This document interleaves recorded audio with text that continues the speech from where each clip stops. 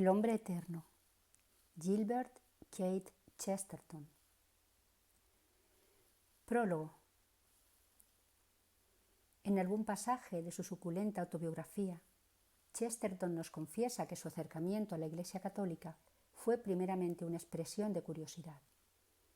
La execración de la Iglesia se había convertido en el pasatiempo predilecto de los intelectuales de su época. Tanta unanimidad en el vituperio acabó provocando en un temperamento inquisitivo un movimiento de rechazo. Una institución humana que concitaba tan ardorosos ataques y, sin embargo, lograba revestirlos, debía, sin duda, estar animada por un fuego divino. Chesterton se preocupó de indagar la naturaleza de tales ataques, descubriendo en todos ellos un fondo de enconada falsedad. También descubrió, al principio con perplejidad, luego con rendido entusiasmo, que en la naturaleza íntima de la Iglesia latía un meollo de verdad que en el transcurso de los siglos no había logrado agostar. Un meollo de belleza antigua y eternamente renovada que acabaría subyugándolo. Chesterton descubre que la única herejía que su época no admite es la ortodoxia. Descubre que el catolicismo es la única religión que nos libera de la degradante esclavitud de ser hijos de nuestro tiempo. Esto es, de sus modas perecederas y de su tumulto de banalidades y tópicos enquistados. Y esta curiosidad hacia lo que sus contemporáneos denigraban sumariamente, incapaces de taladrar la mugre de los prejuicios, acabaría convirtiéndose en un deslumbramiento. Los hombres de su tiempo coincidían en caracterizar la Iglesia como una suerte de cárcel del intelecto. Chesterton no tardaría en comprobar que, más bien al contrario, era un ameno prado donde la libertad del hombre podía retozar a su gusto con alborozo casi infantil. Así, lo que había empezado siendo una suerte de desplante o insumisión ante el pensamiento dominante de su época, acabaría convirtiéndose en una jubilosa expedición en pos de la verdad. Y la crónica de esa expedición, narrada en un puñado de libros que concilian la intención apologética con el esplendor verbal y los primores del ingenio y la paradoja, conforma uno de los edificios más imperecederos de la literatura del siglo XX. Este libro que ahora acometes, querido lector, quizás sea el pináculo que remata tan hermoso edificio, pero es al mismo tiempo el basamiento en que se funda su robusta piedra angular. En Chesterton, la gracia de la expresión nunca se alcanza en detrimento de la hondura del pensamiento. Ambas forman una aleación que hace de su escritura un festín de la inteligencia y una exultante experiencia estética. En Chesterton descubrimos, en fin, que belleza y verdad constituyen una amalgama indisociable. Y alcanzar esa íntima comunión, que es la exigencia máxima del artista, es también la exigencia máxima del católico. El hombre eterno, publicado originariamente en 1925, nace de la vocación polemista que incendió los días de Chesterton. Unos pocos años antes, Herbert George Wells había entregado a las imprentas un muy voluminoso ensayo titulado Esquema de la historia, que, como casi todos los suyos, obtuvo un éxito instantáneo y multitudinario. En este ensayo, Wells considera al hombre un resultado casi aleatorio de la evolución, al reparar en la figura de Jesús. Wells lo caracteriza como una criatura mortal, sin duda determinante para el destino posterior de la humanidad, como en otras épocas lo serían Mahoma o Buda, fundadores de religiones que se habrían limitado a dar forma a un impulso humano que, para Wells, es quimérico y prescindible. Las tesis materialistas de Wells ya habían sido combatidas en la prensa por escritores católicos de la talla de Bellos, pero sería Chesterton quien se encargaría de elaborar una refutación en toda regla, proponiendo su propio bostejo de la historia, en un libro que, rehuyendo las erudiciones de enciclopedia, el almanaque que lastraba el mamómetro de Wells, fundaba su argumentación sobre dos tesis subversivas para la época, en realidad subversivas para cualquier época, de allí la eterna novedad del cristianismo. La unicidad de la criatura llamada hombre y la unicidad del hombre llamado Jesús. Como suele ocurrir en Chesterton, su capacidad persuasiva disuelve sofismas y especulaciones con una fuerza irradiadora fundada en el sentido común. En su narración de los acontecimientos que jalonan la existencia del hombre sobre la tierra, Wells había actuado como un novelista a quien desagrada el protagonismo de su relato y no llega a penetrar su naturaleza más íntima. El hombre, según Chesterton, no es el fruto de una evolución, sino de una revolución. Y para mejor explicar este aserto, nos lleva de la mano al interior de las cavernas que habitaron nuestros antepasados. Lo que encontramos en dichas cavernas, unas pinturas rupestres realizadas no solo por la mano del hombre, sino por la mano de un verdadero artista, rebate esas hipótesis evolucionistas que lo enmarañan y complican todo para que no podamos comprender la verdad, la sencilla y escueta verdad.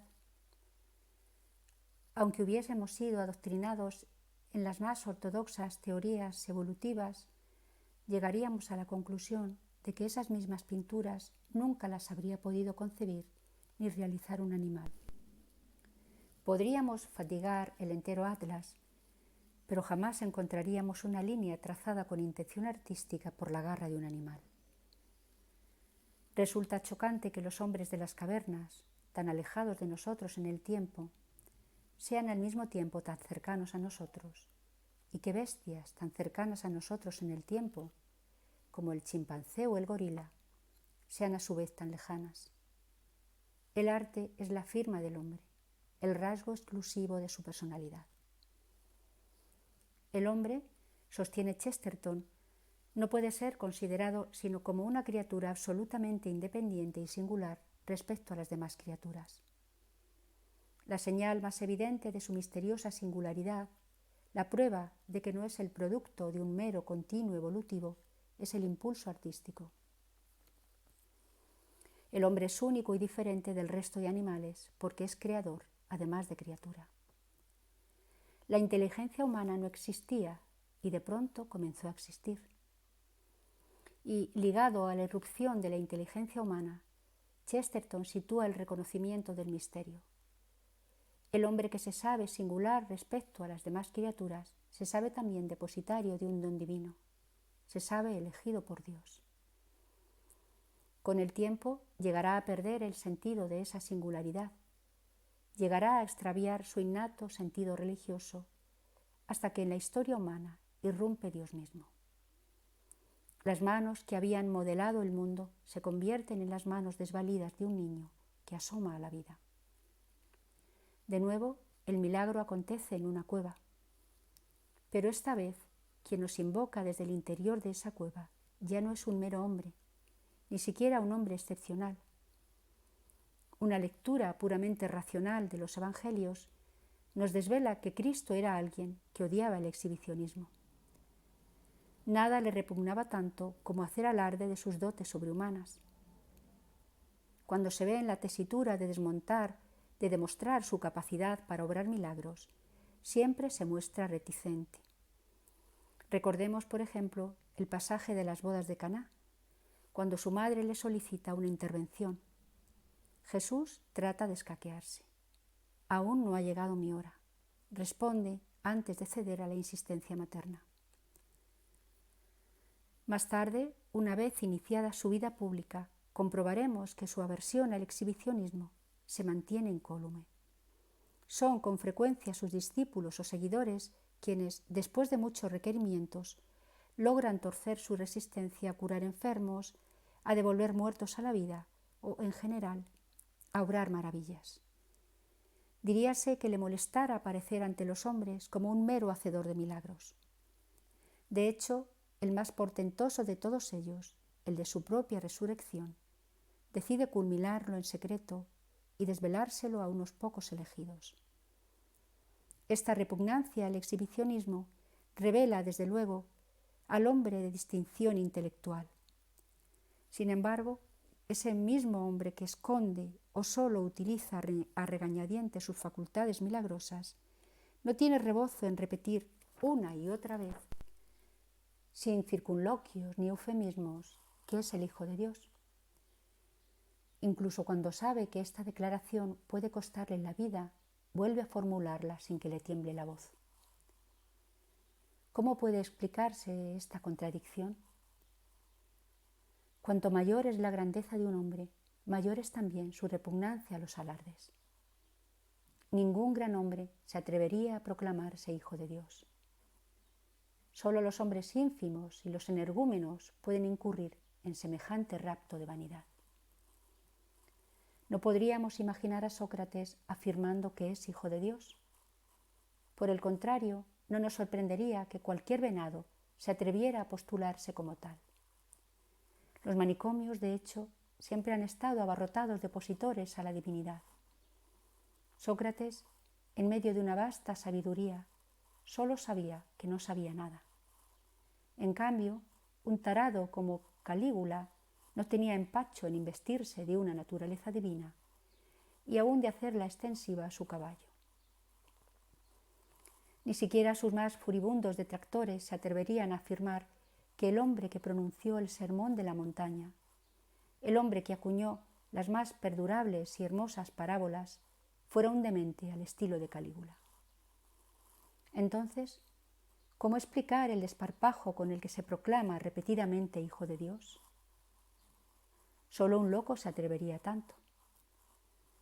Pero Jesús, que a la vez que se proclama hijo de Dios, no procura tantas muestras de un juicio y discreción supremos, no puede tratarse de un loco. ¿No será, pues, que es algo más, mucho más que un mero hombre? Las delicadezas del pensamiento chestertoniano alcanzan en el hombre eterno su expresión más acendrada. Mientras avanzamos en su lectura, descubrimos que la historia de la humanidad es, en realidad, una epopeya de salvación en la que Dios y el hombre caminan juntos de la mano sobre un jardín recién estrenado, como en el primer día de la creación. El hombre eterno es, desde luego, una obra maestra de la literatura, pero también algo mucho más vertiginoso. Es la gracia divina hecha escritura, transmutada en frases gozosas de una belleza y un ardor intelectuales tales que quienes las leen tienen la sensación de haber sido bautizados de nuevo. Esta es la honda impresión que su lectura dejó en C.S. Lewis, quien algún tiempo después reconocería cautivado por la alegría, que este libro fue la levadura de su conversión. Entonces leí El hombre eterno de Chesterton y, por primera vez, me fue deparado contemplar un completo bosquejo cristiano de la historia, expuesto de tal modo que me resultaba pleno de sentido. Ya entonces pensaba que Chesterton era el hombre más razonable de su tiempo, aparte de su cristianismo. Ahora que verdaderamente creo, pienso que el cristianismo en sí es muy razonable. Ojalá, querido lector, después de paladear cada razonamiento, cada fulguración de la inteligencia que alberga este libro irrepetible, puedas hacer tuyas las palabras de Lewis, puedas sentirte partícipe de la hermosa epopeya, eterna y siempre renovada, que Chesterton aquí nos narra con palabras imperecederas. Juan Manuel de Prada, Madrid, mayo de 2007.